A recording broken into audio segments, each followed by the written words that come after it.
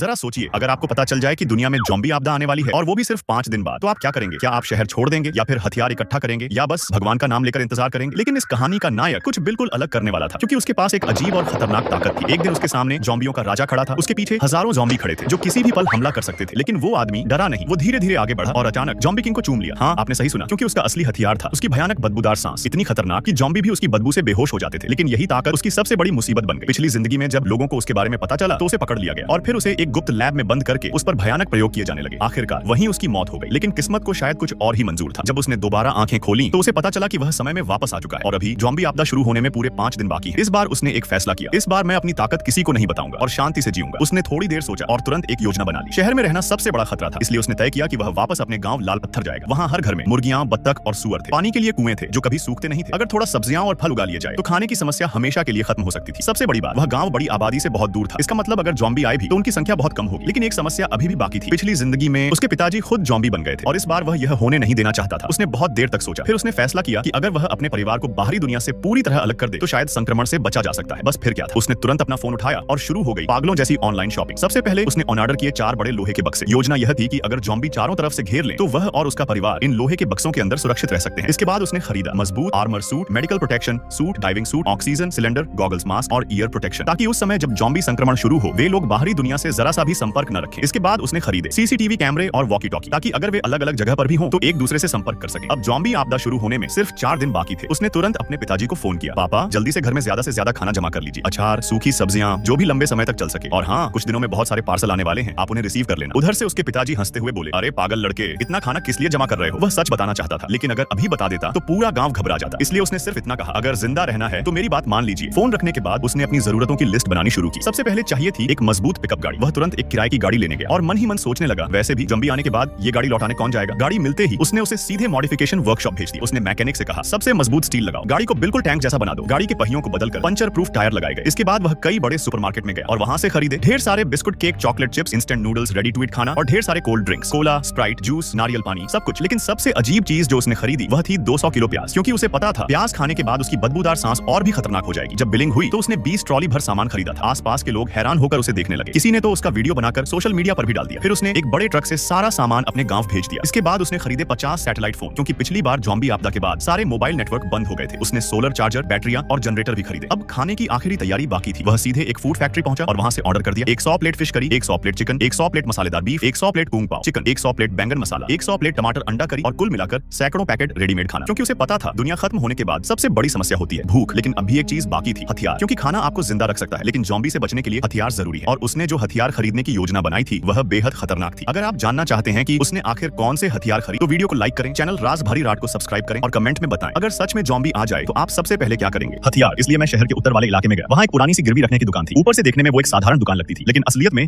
वहाँ एक ऐसा गिरोह काम करता था जो हर तरह की गैर कानूनी चीज खरीदता और बेचता था। बताइए आपको क्या चाहिए? मैंने सीधे कहा, मुझे आत्मरक्षा के हथियार चाहिए। दुकानदार हल्का सा मुस्कुराया और बोला, अगर पैसे पूरे दिए तो यहाँ सब मिल जाएगा। फिर उसने धीरे से कहा, जो चाहिए साफ साफ बताओ। बस फिर क्या था, मैंने एक एक करके उन सारी चीजों के नाम गिनाने शुरू कर दिए जो आने वाले प्रलय में काम आने वाली थी। लौ डंडे, कांटेदार गदा, क्रॉसबो और तीर, ट्रैप और माइंस। इतना ही नहीं, मैंने दर्जनों असली हथियार भी खरीद लिए। दुकानदार मुझे देखकर हैरान था। शायद उसे लग रहा था कि मैं कोई पागल आदमी हूं, लेकिन उसे क्या पता यहाँ पूरी तरह बदलने वाली है। इसके बाद मैंने इंटरनेट से भी कुछ जरूरी किताबें ऑर्डर की, जैसे सर्वाइवल गाइड, खेती करने की किताबें, पशुपालन की किताबें और रसायन विज्ञान की जानकारी की। मेरे पास एक भी रुपया नहीं बचा। मेरी 20 साल की पूरी जमा पूंजी खत्म हो चुकी थी। लेकिन मैं यही नहीं रुका। मैंने कई क्रेडिट कार्ड बनवाए, जहां जहां से पैसे मिल सकते थे सब जगह से उधार लिया। किसी तरह जोड़ जोड़कर मैंने लगभग 2 करोड़ रुपए का इंतजाम कर लिया और फिर शुरू हो गई एक और पागलपन भरी तैयारी। क्योंकि मेरा गांव शहर से काफी दूर था, इसलिए मुझे शहर की हर गतिविधि पर नजर रखनी थी। मैंने दर्जनों सीसीटीवी कैमरे और मॉनिटर खरीदे, उन्हें लगाने की योजना बनाई, घर की खिड़कियों के बाहर, गली के मोड़ पर, मुख्य सड़क पर, ताकि जब भी ज़ॉम्बी शहर में फैले मैं अपने गांव में बैठकर ही उनकी हर हरकत देख सकूं। जब पैसे धीरे धीरे सामान में बदलने लगे तब जाकर मुझे थोड़ी राहत महसूस हुई। इसके बाद मैंने उसी दिन अपने गांव के लिए फ्लाइट टिकट बुक कर ली, क्योंकि अब मेरा अगला लक्ष्य था अपने घर को एक अजय किले में बदलना। जब मैं घर पहुंचा तो मेरे पिताजी और मेरी छोटी बहन मुझे देखकर बहुत खुश हुए, लेकिन उनके चेहरे पर काफी सवाल भी थे। पिताजी बोले, बेटा क्या कोई बड़ी बात होने वाली है? पिछले 2 दिनों से घर पर इतने सारे पार्सल क्यों आ रहे हैं? मेरी बहन भी बोली, भैया इतना सामान तो समझ में आता है, लेकिन ये 4 बड़े लोहे के बक्से क्यों लाए हो और ये मॉडिफाइड गाड़ी? तुम आखिर करना क्या चाहते हो? अब सच छुपाना मुश्किल था। मैंने गहरी सांस ली और कहा, अब जो मैं बताने जा रहा हूं उससे डरना मत। परसों पूरी दुनिया में ज़ॉम्बी वायरस फैलने वाला है। ज्यादातर इंसान भयानक ज़ॉम्बी बन जाएंगे। तब शहर हो या गांव, सड़कों पर इंसान नहीं, सिर्फ खूंखार ज़ॉम्बी नजर आएंगे। मेरी बहन घबरा कर बोली, ज़ॉम्बी मतलब फिल्मों वाले? मैंने सिर हिलाया, हाँ वही जो इंसानों को देखते ही काटने दौड़ते हैं। मैंने आगे कहा,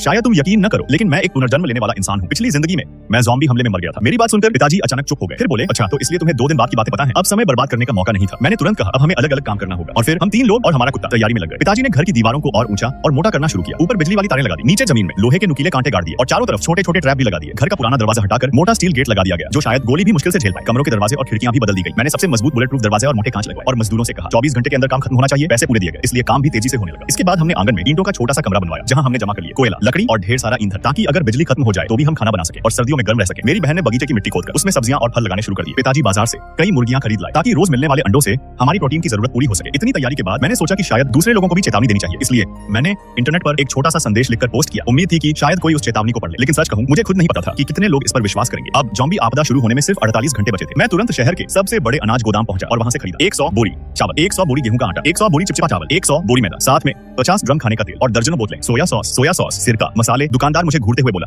भाई तुम्हारे घर में कितने लोग हैं, इतना खाना क्या सच में खा पाओगे? और केवल मैंने शांत होकर जवाब दिया, उसकी चिंता आपको करने की जरूरत नहीं है, मैं पैसे दे रहा हूं, बस आप जल्दी से सब पैक करवा दीजिए। और ध्यान रहे ये सारा सामान सूरज डूबने से पहले मेरे घर पहुंच जाना चाहिए। ज़ॉम्बी वायरस फैलने ही वाला था, लेकिन अजीब बात यह थी कि घर का माहौल घबराहट से ज्यादा अजीब तरह की तैयारी से भरा हुआ था। मैं आराम से बैठकर प्याज खा रहा था। पिताजी बोले, बेटा जल्दी खा ले, मैं अभी 2 ट्रॉली और प्याज मंगवा कर आया हूं। मैंने हंसते हुए कहा, ठीक है पापा, मैं कोशिश करता हूं कि आज 2 किलो और खा लूं। मेरी बहन तुरंत बोली, भैया मैं सामान बांटने जा रही हूं। अब ज़ॉम्बी वायरस फैलने में सिर्फ 38 घंटे बचे थे। पिताजी जल्दी जल्दी गाड़ी लेकर सीधे सुपरमार्केट पहुंच गए और वहां से उन्होंने खरीद लिया 30 बॉक्स टिश्यू पेपर, 20 बॉक्स महिलाओं के जरूरी सामान, 20 सेट शैम्पू, साबुन और वॉशिंग पाउडर। साथ ही ये कहना चाहते हैं कि 15 बॉक्स गर्म पानी की बोतलें, 15 बॉक्स हीट पैड और हर मौसम के लिए कपड़े, घर में पहनने वाले कपड़े, अंडरवियर, गर्म जैकेट, हर इंसान के लिए लगभग 100 जोड़ी कपड़े। इसके बाद मैं सीधे फ्रोजन फूड मार्केट पहुंच गया और वहां से खरीदे 50 बॉक्स फ्रोजन मोमो और डम्पलिंग, 50 बॉक्स फ्रोजन मिठाई और फिर 100 box frozen beef roll, 100 box mutton roll, 100 box chicken roll. इसके अलावा 100 kilo frozen chicken leg, 100 kilo chicken breast, 100 kilo chicken wings. किसी को शक न हो इसलिए मैंने ये सामान अलग अलग मार्केट से खरीदा। अंत में मैंने और भी मंगवाया 200 kilo pork, 200 kilo beef, 200 kilo mutton, क्योंकि मुझे पता था जितना ज्यादा सामान होगा उतनी ज्यादा सुरक्षा महसूस होगी। इतना सामान देखकर पिताजी बोले, बेटा अब तो घर में जगह ही नहीं बची, क्यों ना हम तहखाना साफ कर लें, वहां ठंडा भी रहता है और सामान भी आसानी से रखा जा सकता है। मैंने तुरंत कहा, ये आइडिया बहुत अच्छा है, चलो जल्दी काम शुरू करते हैं। अब हमारे पास ज्यादा समय नहीं था। सुबह के कई घंटे पूरा परिवार लगातार सामान उठाकर तहखाने में रखता रहा। पिताजी ने मजदूरों को बुलाकर तहखाने में वाटर प्रूफिंग भी करवाई। इधर मैंने जो चेतावनी वाला मैसेज इंटरनेट पर डाला था उसे पोस्ट किए 24 घंटे हो चुके थे, लेकिन परिणाम निराशाजनक था। मैं चाहता था कि लोग सावधान हो जाएं, लेकिन नीचे के कमेंट्स में लोग सिर्फ मेरा मजाक उड़ा रहे थे। कोई कह रहा था ये पागल हो गया है, कोई लिख रहा था फिल्में ज्यादा देख ली है। मैंने फोन बंद किया और उनकी बातों को नजरअंदाज कर दिया। इसके बजाय मैं कंप्यूटर पर बैठ गया और पिछले कई सालों की सबसे मशहूर फिल्में, टीवी सीरीज और गेम्स डाउनलोड करने लगा, क्योंकि मुझे पता था एंड ऑफ द वर्ल्ड में मानसिक सहारा भी बहुत जरूरी होता है। लगभग 12 घंटे की लगातार मेहनत के बाद तहखाना पूरी तरह तैयार हो गया। उसका प्रवेश रास्ता गोदाम के अंदर छिपा हुआ था। अगर सामने रखे सामान को हटाकर फर्श की लकड़ी हटाई जाए तो नीचे जाने वाली सीढ़ियां दिखाई देती थी। तहखाने का दरवाजा भी मोटे बुलेट प्रूफ स्टील का बना था। अंदर कई कमरे बनाए गए थे, हर कमरे में वेंटिलेशन पाइप, जनरेटर और दीवारों पर साउंड प्रूफ फोम लगाया गया था ताकि जनरेटर की आवाज बाहर तक न जाए, क्योंकि आवाज ज़ॉम्बियों को आकर्षित कर सकती थी। जब सारा सामान रख दिया गया तब तक ज़ॉम्बी वायरस फैलने में सिर्फ 1 घंटा बाकी था। मेरे दिमाग में अचानक एक खतरनाक विचार आया, अगर वायरस फैला तो संभव है कि पिताजी, मेरी बहन और यहाँ तक कि हमारा कुत्ता काला भी ज़ॉम्बी बन जाए। पिताजी ने गंभीर आवाज में कहा, बेटा हमें बांध दो, अगर हम ज़ॉम्बी बन जाएं तो जरा भी दया मत करना, सीधे खत्म कर देना। मैं कुछ पल चुप रहा, फिर बोला, ठीक है, लेकिन आपको थोड़ा दर्द सहना पड़ेगा। और फिर मैंने एक एक करके पिताजी, बहन और कुत्ते को बांध दिया। दुनिया का अंत अब बस शुरू होने ही वाला था। कुछ समय बाद एक चौंकाने वाली घटना हुई। हमारा कुत्ता काला अचानक ज़ॉम्बी डॉग बन गया, लेकिन उसने हम पर हमला नहीं किया। मैं हैरान होकर बोला, ये क्या हो रहा है? पिताजी बोले, क्या ऐसा हो सकता है कि इस वायरस का कुत्तों पर असर न हो? मेरी बहन बोली, या शायद काला के शरीर में इस वायरस के खिलाफ कोई खास जीन हो। मैंने सोचा संभव है, लेकिन वो तो एक साधारण देसी कुत्ता है। फिर मैंने कहा, चलो इसे खोलकर देखते हैं। ली सर, मैंने पहले से तैयार अपना हथियार हाथ में पकड़ लिया और पिताजी धीरे धीरे काले के पास गए। बहुत सावधानी से उन्होंने उसकी रस्सी खोल दी। हम सब सांस रोके, उसकी हर हरकत देख रहे थे, लेकिन काले ने कोई हमला नहीं किया। वो बस शांत होकर बैठा रहा। हम सब ने राहत की सांस ली, लेकिन तभी अचानक एक जोरदार धमाका हुआ। मैं और पिताजी तुरंत खिड़की की ओर दौड़े, पर्दे का कोना उठाकर बाहर देखा। मेरी बहन ने टैबलेट पर लगे कैमरों की फुटेज चेक की। असल में गांव के बाहर एक ट्रैक्टर पेड़ से टकरा गया था और उसके पीछे सैकड़ों लोग दौड़ते हुए आ रहे थे, लेकिन दूरबीन से देखने पर मुझे साफ दिखाई दिया वो लोग नहीं थे, वो सभी ज़ॉम्बी थे। ज़ॉम्बी वायरस वाकई फैल चुका था। ट्रैक्टर का ड्राइवर चारों तरफ से घिर चुका था। वो भागना चाहता था, लेकिन अब बहुत देर हो चुकी थी। गांव का एक आदमी उसे बचाने दौड़ा, लेकिन जैसे ही वह पास पहुंचा एक ज़ॉम्बी ने उस पर झपट्टा मार दिया और फिर चारों तरफ से चीखें गूंजने लगी। कुछ ही मिनटों में पूरा गांव अराजकता में बदल गया। लोग भाग रहे थे, चिल्ला रहे थे और ज़ॉम्बी हर किसी पर टूट पड़ रहे थे। तभी दूर से एक बुजुर्ग औरत की आवाज आई, ये क्या चीज है? इसने मेरे पोते को पकड़ लिया। और उसी पल हम सब समझ गए, दुनिया सच। पोते को ज़ॉम्बी वायरस ने संक्रमित कर दिया, लेकिन दादा हंस पड़े। दरअसल दादा को अभी तक यह पता ही नहीं था कि ज़ॉम्बी वायरस फैल चुका है। वह आराम से उसके पास चले गए और तभी पोते ने उन्हें काट लिया। गांव के ज्यादातर लोगों को अभी भी हालात की गंभीरता का एहसास नहीं हुआ था। अच्छा हुआ कि मैंने कई सालों से सामान जमा करके रखा था। घर में रहना ही सबसे सुरक्षित था। इसके बाद मैंने तुरंत शहर में लगे अपने कैमरे खोलकर देखे, लेकिन शहर की हालत तो और भी खराब थी। सड़कों पर लोग चीखते हुए भाग रहे थे। जैसे जैसे ज्यादा ज़ॉम्बी उस सड़क पर आने लगे, आखिर में जो लड़की संक्रमित हुई थी वह लड़खड़ाते हुए खड़ी हुई और ज़ॉम्बियों में शामिल हो गई। अब उस सड़क पर कोई जिंदा इंसान नहीं बचा था। अच्छा हुआ कि हम गांव में छिपे हुए थे। हालांकि यहाँ भी कुछ ज़ॉम्बी थे, लेकिन शहर जितने नहीं थे। और सबसे अच्छी बात यह थी कि मेरा बड़ा भाई अर्जुन पुनर्जन्म लेने वाला था। उसे पहले से सब कुछ पता था, इसलिए हमने पहले ही तैयारी कर ली थी। नहीं तो हम भी इस आपदा में फंस जाते। रात को किसी का भी खाने का मन नहीं था। हम 4 लोगों के परिवार ने सिर्फ कुछ दर्जन बाल्टियां इंस्टेंट नूडल्स ही खाई। फिर मैंने सबको ज़ॉम्बियों के बारे में कुछ जरूरी बातें बताई। ज़ॉम्बियों की सुनने की शक्ति बहुत तेज होती है। हमने टीवी में जो देखा है उससे भी ज्यादा, और उन्हें खून की गंध बहुत जल्दी महसूस हो जाती है। अगर किसी के शरीर पर घाव हो तो उसे तुरंत पट्टी से ढक लेना चाहिए। लेकिन ज़ॉम्बियों की एक कमजोरी भी होती है, उनका सिर उनका सबसे कमजोर हिस्सा होता है। और एक बहुत महत्वपूर्ण बात, इस प्रलय के समय कभी भी जरूरत से ज्यादा दयालु मत बनना। हम सिर्फ खुद को बचा सकते हैं, दूसरों को नहीं। अगर तुम में से कोई भी किसी अजनबी के लिए दरवाजा खोलेगा या उसे खाना देगा तो मैं बिना दया किए उसे घर से बाहर फेंक दूंगा। ये सब समझाने के बाद हम सब सो गए, लेकिन बाहर से कभी कभी ज़ॉम्बियों की डरावनी चीखें सुनाई देती रहती थी। कभी कभी भूखे गांव वाले खाना ढूंढने के लिए बाहर निकलते, लेकिन ज्यादातर ज़ॉम्बियों का शिकार बन जाते। ऐसे ही 2.5 दिन बीत गए। धीरे धीरे हम अपने डर और उदासी से बाहर आने लगे। मेरी बहन पूजा ने टीवी चालू किया। अब सिर्फ न्यूज चैनल ही चल रहा था। बाकी सभी चैनलों पर सिर्फ सफेद काली बर्फ जैसी स्क्रीन थी। तनाव कम करने के लिए मैंने अपना पुराना हार्ड ड्राइव निकाला और पापा महेश को उनकी पसंद की पढ़ाई वाली वीडियो वीडियो दिखाने लगा। इसी दौरान गांव के व्हाट्सएप ग्रुप में लगातार मैसेज आने लगे। कई बचे हुए गांव वाले शिकायत कर रहे थे, कोई मदद करो, मेरी पत्नी का व्यवहार बहुत अजीब हो गया है, मैंने उसे पिंजरे में बंद कर दिया है। एक आदमी ने जवाब दिया, उसके पास मत जाना, उसे उसके हाल पर छोड़ दो। अब पुलिस स्टेशन का फोन भी नहीं लग रहा, कोई हमारी मदद नहीं करेगा। कोई थोड़ा खाना दे सकता है क्या? हमारे घर में कुछ भी नहीं बचा। मेरे घर के दरवाजे को ज़ॉम्बी तोड़ने की कोशिश कर रहे हैं, वे किसी भी समय अंदर घुस सकते हैं। जल्दी किसी सुरक्षित जगह पर छिप जाओ और कोशिश करो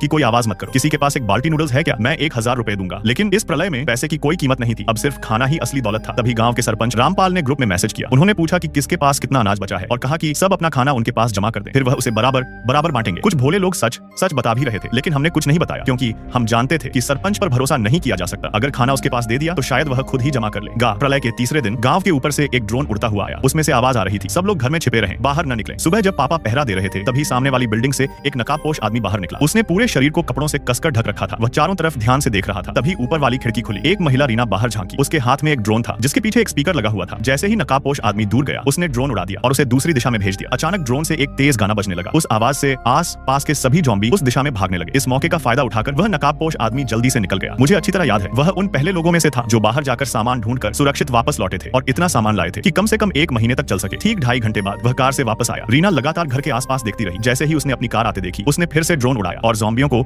दूसरी दिशा में भटका दिया। नकाबपोश आदमी की कार सामान से पूरी तरह भरी हुई थी। डिक्की और पीछे की सीट सब सामान से भरी थी। जो लोग सबसे पहले बाहर जाकर सामान ढूंढते हैं उन्हें सबसे ज्यादा फायदा मिलता है। किसी भी सुपरमार्केट में जाओ तो ढेर सारा सामान मिल जाता है, लेकिन बाद में सामान धीरे धीरे कम होता जाएगा और बाहर जाना भी और ज्यादा खतरनाक हो जाएगा। मुझे याद है, घर में सामान रखने के बाद वह फिर बाहर गया और इस बार सोलर पैनल भी लेकर आया। के 2:30 बजे वह नकाबपोश आदमी फिर से गाड़ी चलाकर वापस आया। पास के ज़ॉम्बियों को उसकी पत्नी रीना ने ड्रोन से दूर भटका दिया। नकाबपोश आदमी जल्दी जल्दी सामान ऊपर ले जाने लगा। उस ट्रक में सिर्फ पानी और चावल भरे हुए थे, सोलर पैनल और कई तरह के सेल्फ हीटिंग चावल के पैकेट, यहाँ तक कि बीज और मिट्टी भी थी। जैसे ही वह सुरक्षित सीढ़ियों में पहुंच गया, रीना ने तुरंत ड्रोन वापस बुला लिया, फिर जल्दी से खिड़की बंद कर दी। लेकिन ऐसा करने से गांव के कुछ लोग जरूर उसकी नकल करेंगे। हालांकि गांव में ज़ॉम्बी बहुत ज्यादा नहीं थे, इसलिए बाहर जाकर सामान ढूंढना वाकई एक अच्छा मौका था। लेकिन ऐसा करने से आस पास का सामान भी धीरे धीरे खत्म हो जाएगा। अचानक किसी ने कहा, देखो वह नकाबपोश आदमी फिर बाहर जा रहा है। रीना ने फिर से ड्रोन उड़ाया और उसे दूर आसमान की तरफ भेज दिया। ड्रोन से फिर वही तेज गाना बजने लगा। उस आवाज ने नॉट पूरे ज़ॉम्बी झुंड को फिर से दूर खींच लिया। कोई बोला, यह आदमी सच में बहुत बहादुर है। 2 बार बाहर गया और दोनों बार सुरक्षित वापस आ गया। इसकी ताकत भी कम नहीं होगी। पता नहीं कितना समय बीत गया। फिर वह एक ट्रक लेकर वापस आया, लेकिन इस बार कुछ अलग था। उसके शरीर पर काफी खून के निशान थे। लगता है बाहर जाते समय उसका सामना ज़ॉम्बियों से हो गया था और उसे उनसे लड़ना पड़ा था। घर पहुंचने के बाद भी वह लगातार सामान उठाकर अंदर ले जाता रहा। सुबह के 5 बजे तक उसके घर से आवाज आती रही, फिर सब शांत हो गया। अगली सुबह कुछ गांव वाले आपस में बहस कर रहे थे। एक आदमी चिल्लाया, मुझे कुछ नहीं सुनना, कल रात किसी ने कई बार बाहर जाकर ढेर सारा सामान घर में जमा कर लिया। अगर हम ऐसे ही घर में बैठे रहे तो भूख से मर जाएंगे। अगर किसी को ज़ॉम्बियों का खाना बनना है तो मत आना। जो लोग भूखे नहीं मरना चाहते वह मेरे साथ चलो, ज्यादा से ज्यादा ज़ॉम्बियों से लड़ना पड़ेगा। अगले कुछ दिनों में कई गांव वालों ने नकाबपोश आदमी की नकल करना शुरू कर दिया। कुछ लोग सफल होकर लौटे, लेकिन कुछ की किस्मत इतनी अच्छी नहीं थी। एक पति पत्नी जब अपनी कार लेकर घर पहुंचे तभी अचानक ज़ॉम्बियों का झुंड उन पर टूट पड़ा। कुछ ही सेकंड में दोनों ज़ॉम्बी बन गए। ज़ॉम्बी वायरस फैलने के 10 दिन बीत चुके थे। कुछ गांव वाले भूख से हड्डियों का ढांचा बन चुके थे। अब गैस सप्लाई बंद हो चुकी थी, लोग खाना भी नहीं पका सकते थे। पानी की सप्लाई भी बंद हो गई थी। 12वें दिन जिन घरों में पानी जमा नहीं था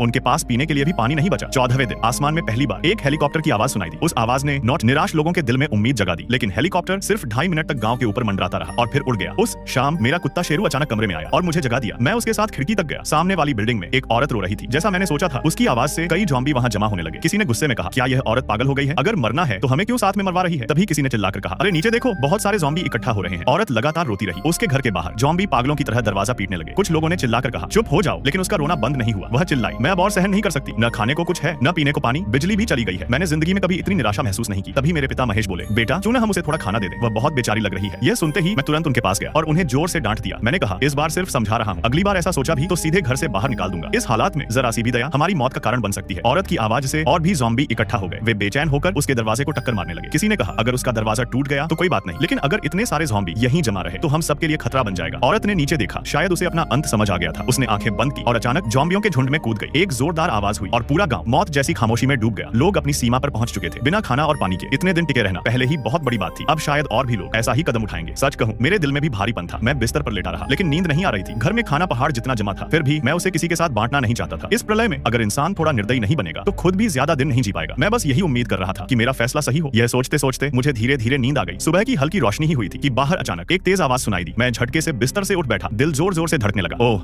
नहीं, यह गोलियों की आवाज थी। अगर ज़ॉम्बी आपके पीछे पड़ जाए तो आप क्या करोगे? भागोगे, छिपोगे या उसे मैगी खिलाकर दोस्त बना लोगे? कमेंट में जरूर लिखो। और अगर आपको ऐसी डरावनी लेकिन मजेदार कहानियां पसंद हैं तो हमारे YouTube चैनल राज भरी रात को अभी सब्सक्राइब करें, वीडियो को लाइक करें और अपने दोस्तों के साथ शेयर भी करें। और हाँ, अगर आप पार्ट 2 देखना चाहते हैं तो कमेंट में पार्ट 2 जरूर लिखना मत भूलना।